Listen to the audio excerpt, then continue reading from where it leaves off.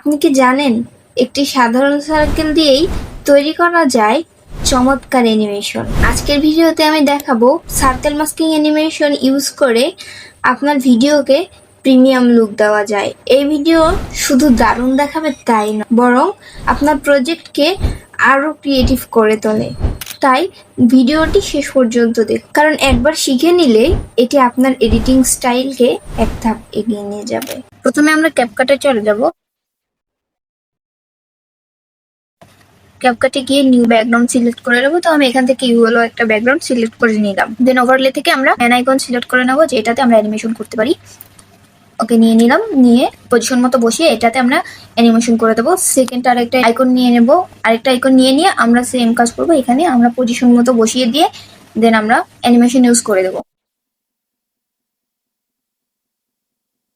ওকে, এখানে আমরা আরো একটা আইকন নিয়ে নেব। নিয়ে এটা আমরা পজিশন মতো এটাও আমরা বসিয়ে দেবো। দিয়ে এটাতেও আমরা অ্যানিমেশন দিয়ে দেবো।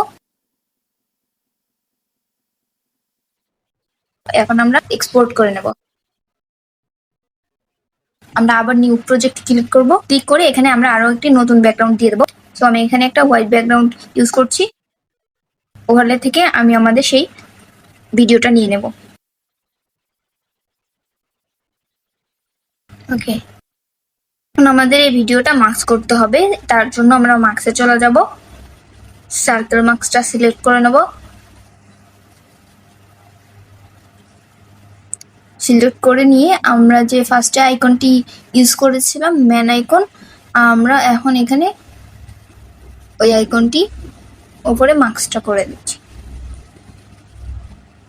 ওকে, আমরা মাস্ক করে নিয়েছি। সো আমরা এই ভিডিওটি ডুপ্লিকেট করে নেব। করে নিয়ে সেকেন্ডে যে ওমেন আইকনটি ইউজ করেছিলাম সেটাতে আবার মাস্ক করে দেব।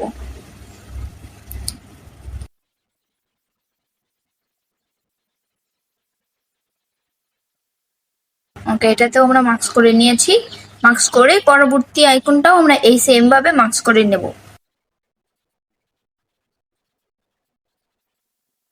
ওকে, মাস্ক করা হয়ে গেলে আমরা ভিডিওটি চালিয়ে দেখে নেবো। সো আমাদের ভিডিওটা একটু কাট করতে হবে। সো আমরা কাট করে নিচ্ছি।